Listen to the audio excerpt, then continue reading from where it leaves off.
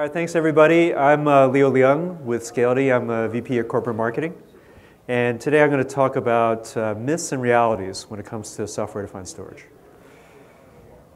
And I don't own this game yet, but this is a reason to buy PlayStation 4, I think. Oh yeah? Good? Cool. So there's a lot of products out there that are using the software-defined storage moniker. So I'm going to go through some of the myths and realities when it comes to it. I threw out some of the topics around software-defined storage, whether it's a panacea. Obviously, the answer is no. How it actually behaves or how you can actually deploy and use it. Some of the myths or discussions around performance, around availability, around cost. I'm going to go through each of these topics and certainly welcome questions. So does it solve all my problems? And of course not, right? And it's not just a technology thing, but it's also sometimes an organizational thing. What we've seen when it comes to SDS is in the right cases, it can give you all those things. It can provide more flexibility than you've had before. It can provide scalability and performance benefits, but it's definitely not for everybody. And I'll go through some of the scenarios where it makes sense and in other cases where it doesn't make sense. So this is sort of the classic landscape, and I thought both Scott Davis and Jeremiah Dooley of SolidFire gave a nice overview as well from their perspectives of how the storage market is evolving and shaping up. The classic storage market has very protocol-driven products, right? Along a continuum from our perspective of really scalability and some aspects of performance, okay? And many customers have all these products in place. Many tiers, many filers and different sites, etc. Okay. What we're seeing is a trend where you have a move towards lower and lower latencies. So Scott did a nice job of even painting further out into the future where you have storage as memory, okay, where you have super low latency, and that's definitely a trend that's going to continue. As well as storage that's very focused on capacity. Okay, and that's the bucket that our company falls in. Scality's product is a capacity-focused product that's meant to consolidate or replace some of the traditional storage silos. And so where does software fit in versus hardware or appliances? Okay, so increasingly we believe that you're going to see more and more things just being sold as software where you can pick the hardware. Okay? That's certainly the model we follow. We've been around since 2009. You buy our software, you can use any Linux, any x86, done. Okay? You don't have to go to a specific hardware vendor. But more and more, as the analysts are saying, are going to move into a software-based model where you decouple these things. Okay? There's still going to be room, absolutely, for appliances. Certainly if you're at a smaller scale for specific use cases, appliances are great, right? It's packaged, it's embedded, you don't have to think about it. You don't have to think about the implications around decoupling those things. But increasingly, we think you're going to see more and more options being software-based, like ourselves. So, I mean, is SDS actually storage virtualization? Okay, so there's a bunch of products that have been around for a while that virtualize storage arrays that also call themselves software-defined storage. I would argue that software-defined storage has a different purpose in mind. It's not meant to take the existing storage arrays you have in place and make them, abstract them. You can certainly do that with software. But our belief is that software-defined storage is really a replacement for classic storage arrays. It's an alternative to classic storage arrays, where you're moving the data management capabilities into the software layer, and you're starting to get the benefits and scalability and economics by decoupling those things. Okay, so if you move your data access, management, protection into the software layer, you're going to see some changes, some benefits, some flexibility from being able to pick that hardware, scale it when you want to, use different media types, etc. underneath. Okay, I'm going to walk through some of that.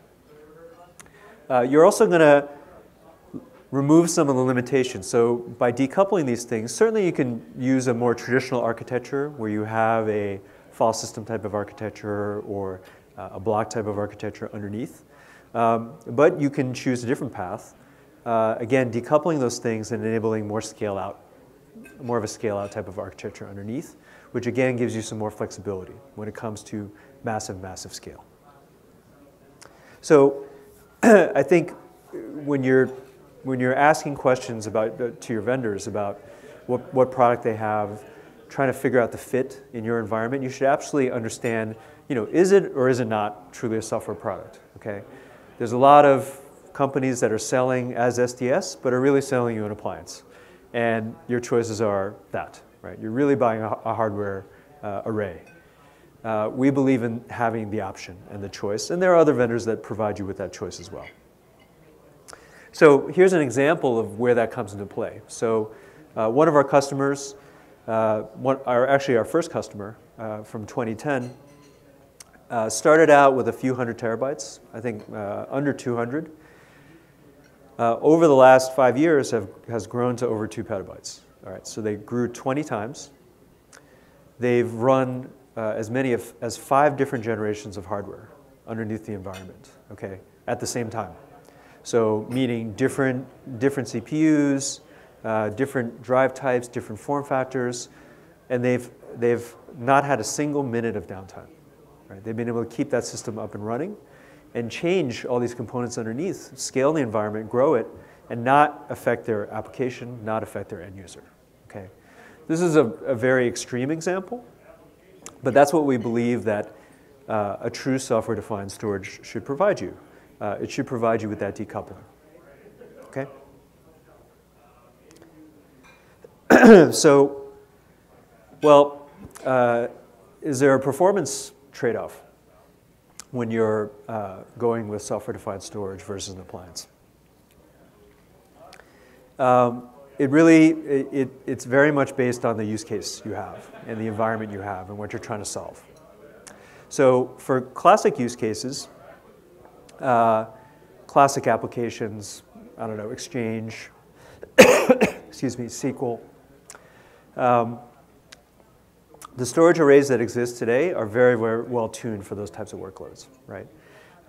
Frankly, the design point is, several decades old at this point, but very, very well tuned for classic applications.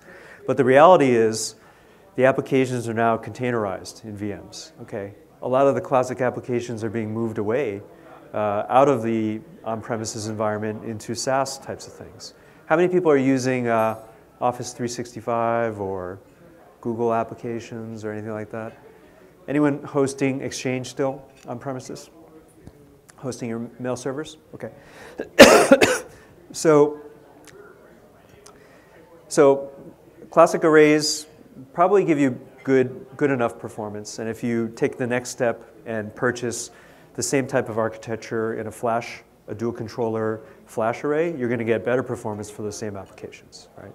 So again, not a panacea. But if you're looking at different applications, if you're looking at scale, I think you need to start to look at different types of architectures. So we believe that a software-defined architecture can be really good when you start to scale to millions, hundreds of millions, billions of independent files, okay? That's where you're going to start to exceed the limits of classic file systems. Or you're going to have to do interesting things to try to cluster them or scale them. When you're dealing with many, many petabytes of data, the architecture, it's not maybe not be a performance thing, but it may not suit your economics when it comes to the form factor. When you're trying to do a lot of bandwidth out of a system, all right, there are limitations that you're going to reach with appliances. Again, based on the hardware that they give you, as well as how it's configured. Did anyone attend Scott Davis's session earlier? One of the keynotes? So I thought he made a very good point about how applications are being written these days. They're definitely moving away, even some of the very mainstream types of applications are moving away from a classic 3-tier model where everything is consistent through the stack to something that's more stateless, okay? So again, I think the Amazon website is actually a very good example. It's a transactional system, okay, but when you buy something, it puts it in the system as someone purchased something. When you say you don't want that thing anymore, it goes in as a separate transaction. It doesn't hold the transaction open, waiting for you to cancel the transaction. It submits a separate request, okay? So you do have inconsistencies sometimes where you may have ordered something and it may take some time before it eventually gets purged. That's because it's not holding that state open. I would just call it a stateless type of application. So more and more applications are being written this way, and they blend very nicely with a model of scale-out software-defined storage, right? Where it doesn't depend on very, very tight consistencies. So the very notion of a transactional system is being redefined right now. So, but I think you do need to come back to the point of when you're looking at software-defined storage solutions, do they offer the performance you need? Okay, do they offer the scalability that you need of the performance? Okay, and by performance in this case, not necessarily I/O, but latency and bandwidth. So some examples. So this is an example of a installation we have in a post-production environment where you're dealing with large video content. Okay, so at the end of the day, video content ends up being very large frames, individual files that are spread out over a 30-second or 60-second interval, right? 60 frames per second, let's say. So relatively large objects, streaming type of performance. Our product, at least, is able to handle that and able to scale linearly as you add nodes. Okay, so if the system is not able to do that, you are probably seeing the result of something in the back end when it comes to their architecture not being able to scale. Okay, not truly scaling out, not truly being decoupled from the hardware layer. So what about reliability? Right? Are you making things more complicated by having storage capabilities in the software separate from the hardware? Again, at smaller scale, if you're fitting in the world of a dual controller product, I've talked to a number of people on the floor that are using one nimble array. Okay, great, right? If your applications and data fit within that array, it's well tuned to provide you with reliability in case of one controller failure, multiple disk failures.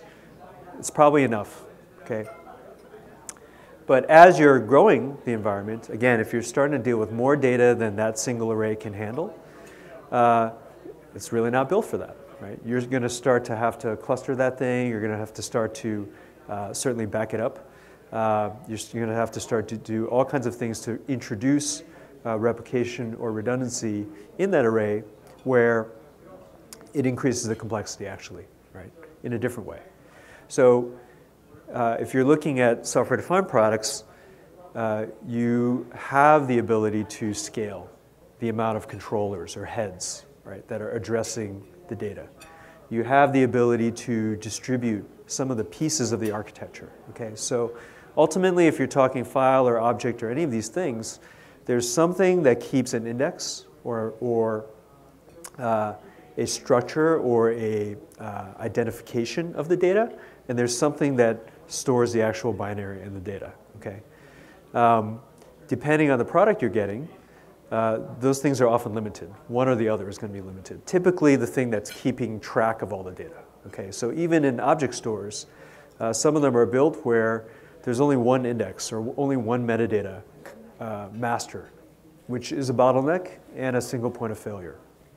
So when you're talking to the vendor and you're evaluating the product, you should ask these questions, right? How is it designed? Can it really scale?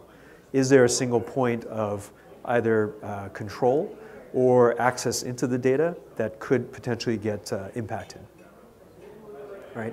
Is it really designed to handle scale? So I won't spend too much time on it, but again, when you're beyond the confines, when your data stretches beyond the confines of a single array, all right, you start to run into some challenges when it comes to being able to recover from failure, being able to handle failure to start with, right? In a big environment, you're going to see, it's pretty common to see nodes fail, all right? In a big environment, you're going to see disks fail every week, right? So we have customers that, like Time Warner Cable, for example, several thousand disks in their environment. They see disk failures all the time, right? So the system has to be able to tolerate those failures without impacting the business, right? This is how the hyperscale players play. But if you're anywhere even in that region, wouldn't it be nice if you could switch these kinds of failures to a maintenance activity versus a red alarm type of situation, right? So, for example, we had a customer that they had a classic dual controller array that was underneath their application, and they lost 2 disks, right? So they were literally watching the rebuilds happen, right? Sweating, okay? And it impacted the application. It took days to actually do the rebuild while the application was impacted. They knew they had to change, but very classic. Their business grew really well. They kind of stayed with the old architecture, and it took that type of thing to make them realize that they certainly couldn't tolerate it anymore, right? So multiple days of impacted performance, high risk in terms of data loss, all those kinds of things. You know, I would advise not to wait for that to happen. All right, so again, in those kinds of situations, you want an infrastructure that's much more like what the hyperscale vendors have, which is disk failures, node failures are something that you can deal with. The system keeps running. You go back and fix those later, right? The system will do various things to heal itself while it's running in the background. You are able to rebuild very quickly. So that's one of the nice advantages of an object store versus a file system backend. You're just dealing with the data. Okay, so if you're doing a rebuild, you're just rebuilding the data, not the entire file system. Okay, and you have the advantage of taking all the controllers, all the heads that you have in place. They can participate in the rebuild versus a single controller or your dual controller. Right, so you're able to get very, very fast rebuilds. So does it cost less than a classic storage appliance? Again, there's no magic here, right? So if you're talking about a storage appliance, there's a lot of stuff that's baked in. You can't see those independent costs. SDS, at small scale, you have all the same costs. You still have to buy media. You still have to buy a box to hold the disks. You still need an OS. You need the SDS, right? And then you need some kind of support and maintenance, whether it's open source or not, right? So at small scale, probably not, right? And by small scale, I mean sub 100 terabytes, maybe even 200 terabytes. You probably get a very good deal on a storage appliance. I think where SDS really starts to come into play is beyond that, okay? When you start thinking about hardware choices, when you start thinking about long-term, right? So I'll give you some examples. So here's a customer of ours. Well, this is what they would be facing before, right? This is a customer that had to scale to multiple petabytes. You know, in the current model with a storage appliance, you're going to buy what they have. You might have to buy all of it up front. Okay. The next time you want to upgrade depends on what they have available in terms of product line. And if your original platform doesn't extend anymore, there's no more shelves, there's no more ways to extend it, you're going to have to migrate, right? Migrate into that new system. If you want more density, you might have to migrate again. Okay, so that's sort of the classic model today. Again, fine at smaller scale, not so good at bigger scale. This is a customer of ours that, large manufacturer, Renault, that had to scale their they actually do crash simulations on our system.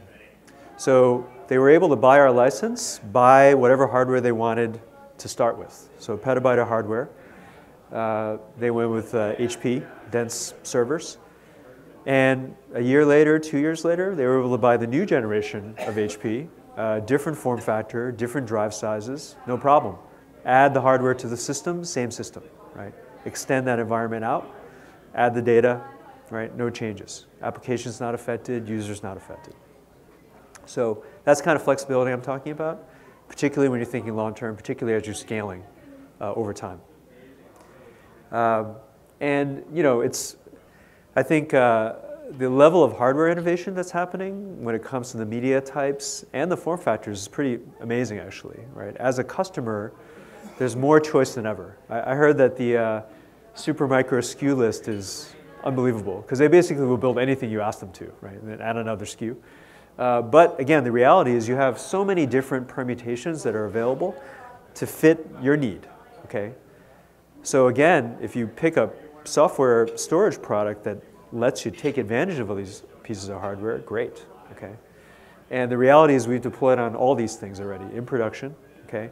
And there's more and more types coming out, okay? Whether you want super, super dense, Dell just announced their DSS line. There's a box that's 4U 90 drives, okay? I don't even remember how many terabytes it is, but it's in the high hundreds of terabytes in 4U. Crazy density, right?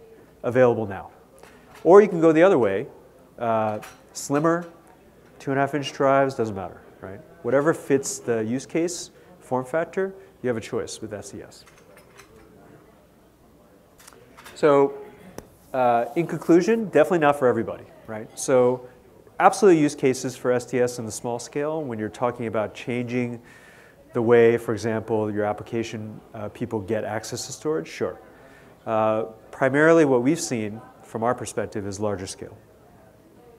And yes, you can have performance benefits, reliability benefits, and cost benefits at scale with SDS. So a little bit more about our product, and happy to answer any questions here or at our booth. Any x86 server, any form of Linux, we run on top. We cluster all the hardware into a giant pool of storage.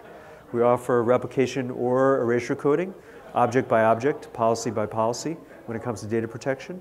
Okay? And then we provide access to that data through not only object interfaces, but fully POSIX compliant file interfaces as well, and OpenStack interfaces. So the broadest set of access that that we can provide to the application layer. I talked about some of these customers, but whether you're thinking about large-scale archives, so secondary tiers behind an HPC type of environment, or production environments, whether you're talking about large-scale distribution, okay, so streaming, video on demand, those types of use cases, big backends when you're thinking about SaaS, email applications, just standard storage hosting, or you're thinking about putting it in the enterprise, again, as a consolidator, right? A lot of people start with backup across multiple sites, so they have that big storage pool. Last thing is you could try it for free. Just scality.com/trial, sign up, and you'll be able to see the environment, play with it. We walk you through some use cases where you do data movement, fail some disks, fail some servers, and recover, and it'll show you how the environment works. All right. Thanks very much, and happy to take any questions. Thanks.